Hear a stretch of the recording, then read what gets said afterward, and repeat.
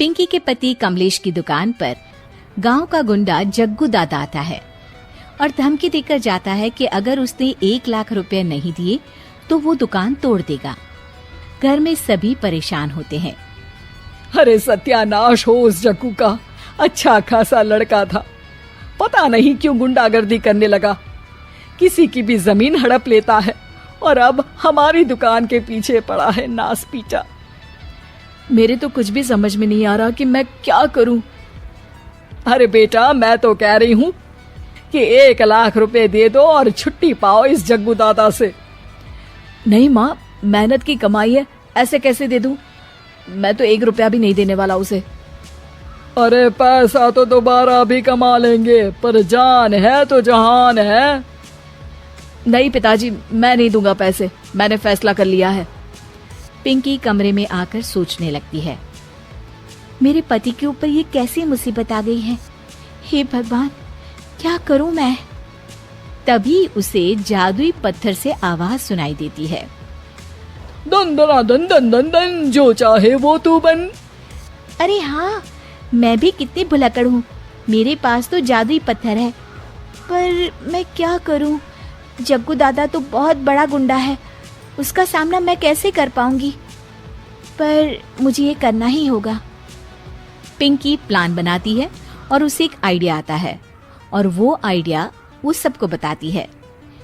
सुनिए, मेरे पास एक प्लान है, आप जग्गू दादा को पैसे देकर उन्हें घर पर खाने पर बुलाइए। सब ये सुनकर दंग रह जाते हैं। लो और सुनो, अरे वो तुम्हारे दूर के चाचा नहीं है जिसको खाने पर बुलाया जाए, जग्गू दादा है, इस गांव में सबसे अमीर और 1 नंबर का गुंडा। ओफो सासू माँ, मैं जो कह रही हूँ वो करके तो देखिए। मैं आपको यकीन दिलाती हूँ कि कल के बाद जग्गू दादा हमें कभी परेशान नहीं करेगा।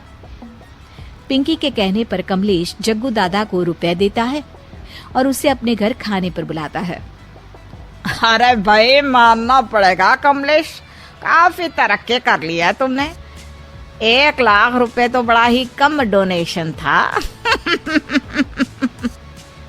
जग्गू दादा सोफे पर बैठता है और सबसे मिलने लगता है।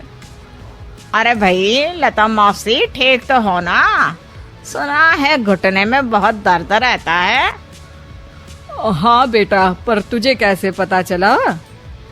अरे जग्गू दादा सारे गांव की खोज खबर रखता है, और वैसे भी मेरी माँ और आप तो बचपन की सहेलियां थी ना, तो आप तो हमारी माँ सी हुई। मौसी कहकर 1 लाख रुपए का चूना लगा रहा है कमबख्त। तभी बेल बजती है और कमलेश दरवाजा खोलता है तो सब दंग रह जाते हैं। अरे एमपी साहब, आप आइए आइए, आप कमलेश को कैसे जानते हैं? अरे भाई, कमलेश हमारे बड़े ही अच्छे मित्र हैं और मैंने सुना है कि आप इनकी दुकान हड़पना चाहते हैं, इनसे चंदा भी मांगते हैं आप। अरे एमपी जी, वो तो बस थोड़ा धंधे में मंदी चल रही थी तो गांव वालों से थोड़ी मदद मांग ली। देखो जग्गू दादा, होंगे दादा तुम अपने घर के, ये हमारे पहचान के लोग हैं, इनके साथ तुमने कुछ भी उल्टा सीधा किया तो सीधा जेल में डाल देंगे, समझे?